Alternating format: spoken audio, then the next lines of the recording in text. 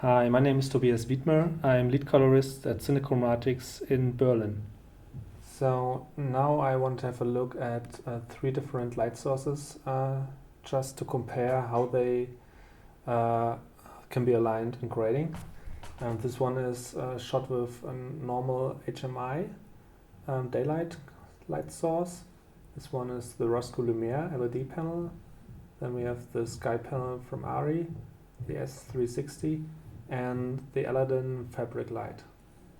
What we see now is this one is log C without any grading on it. And already in the log C you can see that the skin tones differ slightly from panel to panel. So this one is our reference, the HMI, and we have a slight more greenish tint here in the Roscoe Lumiere, then more yellowish tint in the sky panel, and a really reddish tint in the skin tones in the Aladdin panel. So I switch on grading and color management. And what we have on these shots, just to explain the pipeline, there's just on every shot the same one light grading. It has just a little bit of primary grading, a little bit saturation, a little bit lift and gain, offset, so nothing too fancy. And when we want to match those panels to the HMI base, what I did is I matched at first the gray ramp. I do use this gray patch to match the white balance. When I did it, the Roscoe Lumiere looks like this. So we get rid of the greenish tint, and we also correct for exposure a bit. And now we see gray tones match quite well, but skin looks a little bit too magenta-ish. So we would have to take care for that a little bit. Now we do the same with the sky panel. I switch on my matching layer.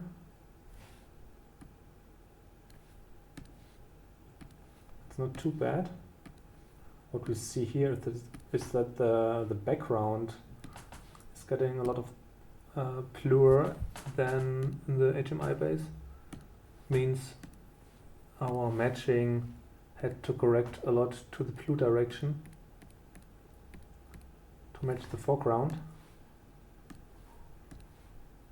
but it looks not so bad after the matching, and it's just a simple offset match. Nothing with like a matrix or a 3D LUT. It's pretty easy to achieve. And with the Aladdin fabric light, when we switch on the match, see that skin tone is really magenta-ish. We already noticed it in the log C, but now it becomes much more obvious. And now our look is pretty natural. We don't have any pleasant looking colors achieved by getting rid of the variation in the skin tones. We see all the parts in the skin. We see the reddish cheeks and the more yellowish rest of the skin. So we see the variation. So this kind of natural looks are really critical for different light sources with different CRI ratings. I mean, you could imagine a really bad light source with bad CRI, some fluorescent lighting, for example, with greenish cast, where you don't have a lot of spectral information. You will never get a really natural looking skin tone when you compare it to a proper light with a really good spectrum.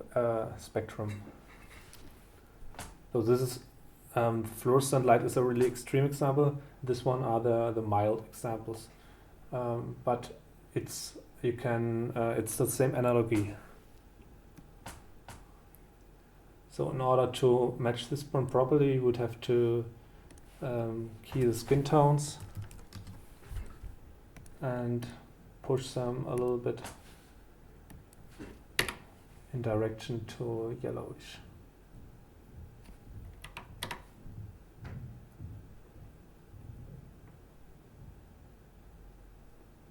And we also see a little bit of shifting in the exposure here. So I prepared a little exposure correction by a third of a stop.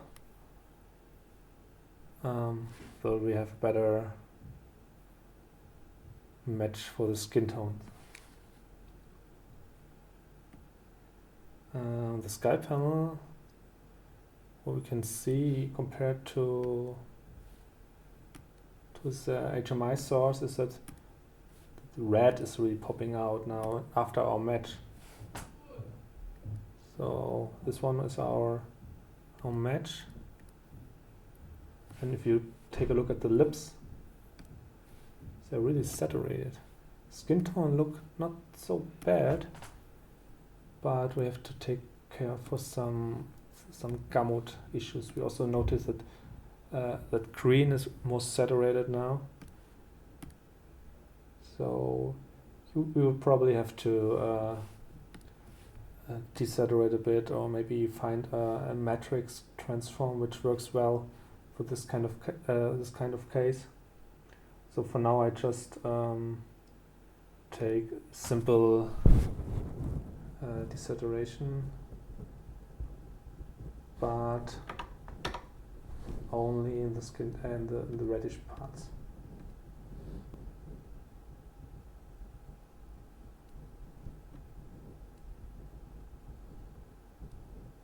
Just will find another color for my matte.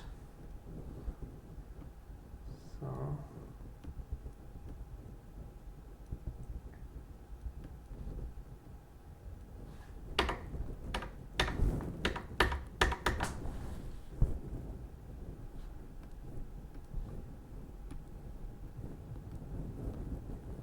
it's still a bit too saturated, so I'll get rid of the red a bit more. Yeah, maybe something like that. And the green is another topic. But we can also, if we would elaborate a bit more, we could find a matrix which gives perfect match already without keying all colors separately. So yeah, and of course if we have a problem with the background, that would be a real issue here. Keying it, okay, we could key it. I mean, if it's a scene in a movie and we have to match it, there's always ways of doing it. Sometimes it involves rotoscoping. In this case, I could probably get away with a simple keyer and a little bit of white balancing just in the background.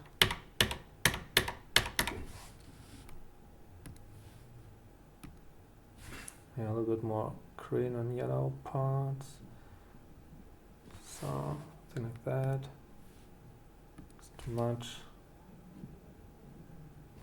So I will name the layer background. Oops. This was my red layer. Okay. And now we have this guy here, Aladdin. Well, here is you see a real issue in the skin tones. This is probably harder to fix. I mean, first thing I would lower the exposure a bit. So I use my prime light shader, which is something similar like base grade in base light.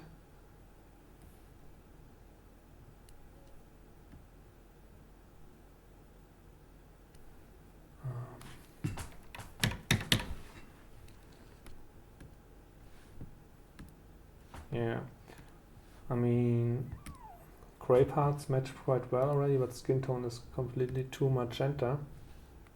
And saturation is not so bad in the gamut.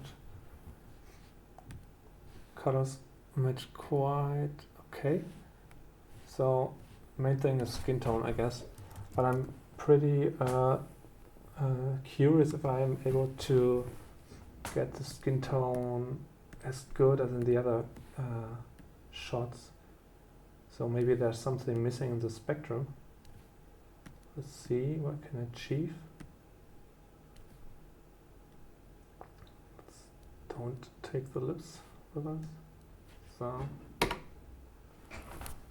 we have a skin tone here.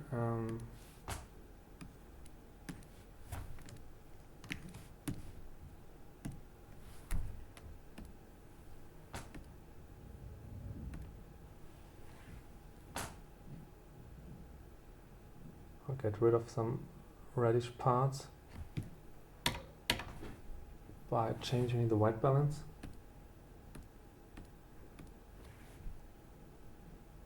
And it's not too bad. I wouldn't have expected it that easy. I mean, it's still keying colors, but it's not too bad. So now we achieved a pretty good match for all these light sources with a pretty natural look. So now we try it with a more stylish look. I prepared something which involves a channel mixer and a Fuji emulation. And as soon as you start with film emulation, you will lose some variation in the skin tones, because film emulation is designed to make the skin look really pleasant. So without see more subtle details, reddish parts, and this normal skin tone, the more yellowish parts, and with the stylized look, it all is evened out a bit more. So differences between the light sources will become less obvious. So I just activate this stylized look on all the light sources, and it's already pretty well aligned. I mean, if we now get rid of our skin tone adjustments and the red adjustment here and the background adjustment, and here the skin adjustment, it is not so bad as without the stylized look. I mean, here you see already skin tone adjustment helps, but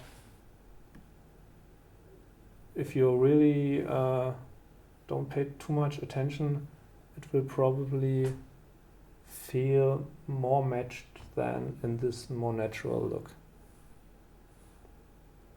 Okay, that's all for this session. Thank you.